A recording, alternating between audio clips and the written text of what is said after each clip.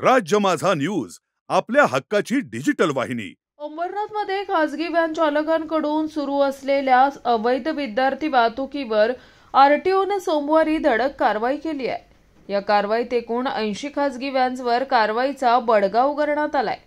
अंबरनाथ शहरातील अनेक शाळांमध्ये विद्यार्थ्यांची ने-आण करण्यासाठी खासगी इको गाड्यांच्या रचनेत बदल करून एकेका गाडीत 20-20 विद्यार्थी कोंबले जात असल्याचं समोर आलं होतं।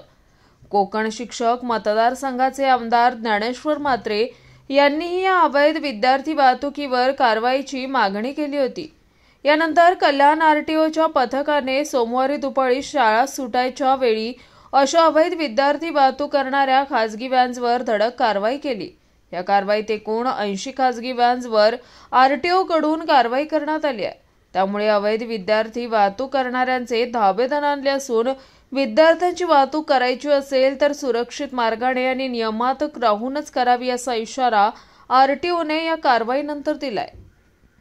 अंबरनाथमध्ये आम्हाला अशी माहिती मिळाली होती की विना परवाना विद्यार्थी वाहतूक शालेय विद्यार्थी वाहतूक होते आणि आमच्या उपप्रादेशिक परिवहन कार्यालय कल्याण यांचा उद्देश असा आहे की विद्यार्थ्यांची वाहतूक ही सुरक्षितपणे झाली पाहिजे आणि त्याची कुठेही उल्लंघन झालं नाही पाहिजे। त्या दृष्टिकोनातून आम्ही ही तपासणी केली। यासाठी आमचे 4 वायू पथक इथे आले होते, 12 अधिकारी याच्यामध्ये सहभागी झाले होते आणि सकाळी शाळा सुटण्याच्या दरम्यान आम्ही ही कारवाई केली।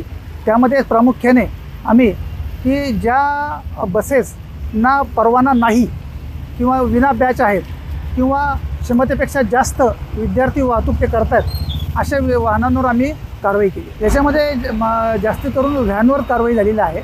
बसेस ज्या आम्हाला योग्य म्हणजे आमच्याकडे ऑनलाईन सगळा डाटा असतो, आम्ही चेक करून ज्या काही जे बसेस आहेत त्यांचे कागदपत्र वगैरे ओके आहेत त्यांना याच्यावर कारवाई न करता ज्यांचे कागदपत्र संपलेले आहेत आणि जे विना परवाना वाहतूक करतायत अशा व्हॅनवर कारवाई केली।